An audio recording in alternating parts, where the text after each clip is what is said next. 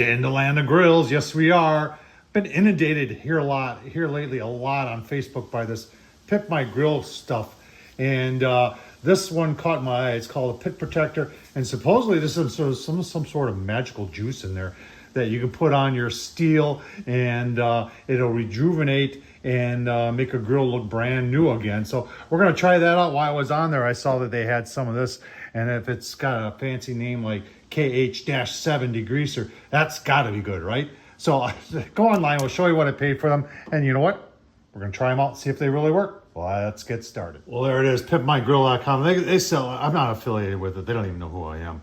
But when I saw this, I said, you know what? We're just gonna have to try that and see what that really does. Because they say that this is, you can see it's $19 for a little bottle, and we're just gonna, we're gonna read the directions, we're gonna follow it, and show you what it really can do. Well, this is what it says it can do. It's anti-corrosive grill protection. It's rust prevention for grills.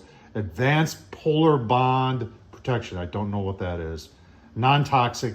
Faded paint restoration. So that's good. Long-lasting grill protection. Superior rust protection. Grill surface protection.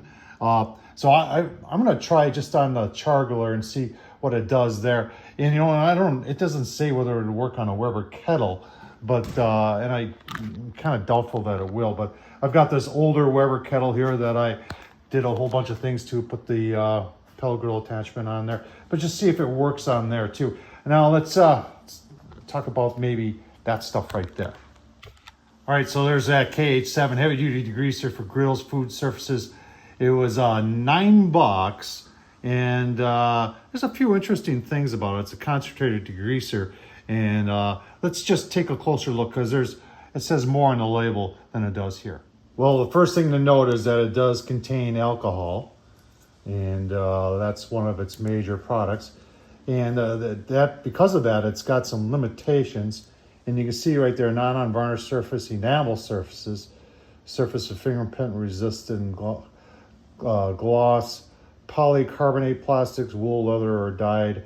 What it tells me here is that this is probably not citrus based, which means like if you're looking for something to degrease and it's colder out, this is probably going to be a little bit more effective, and it'll probably maybe actually work even a little bit better. I have been trying this out, and it seems to work pretty decently.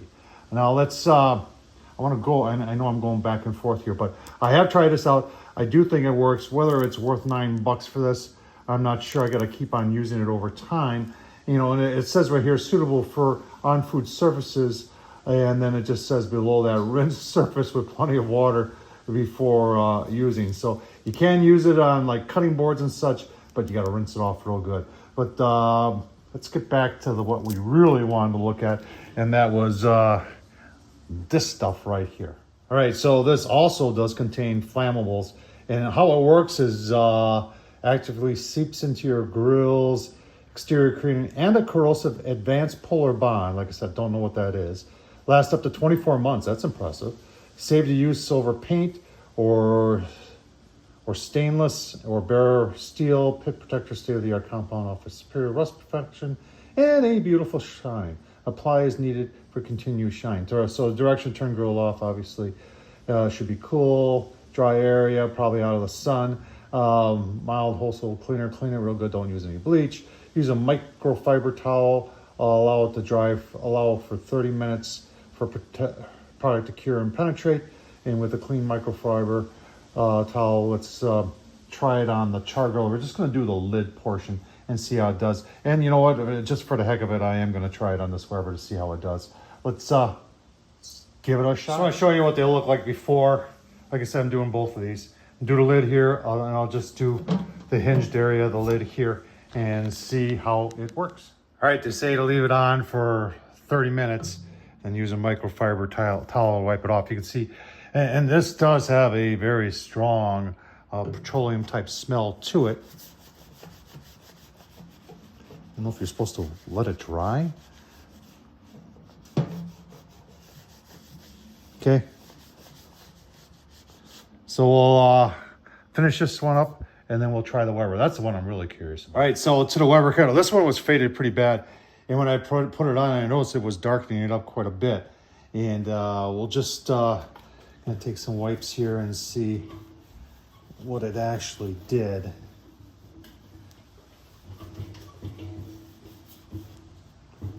Stuff is really kind of sticky. Like I said, I don't know if it says 30 minutes, and I did the 30 minutes, and I don't know if you're supposed to let it dry.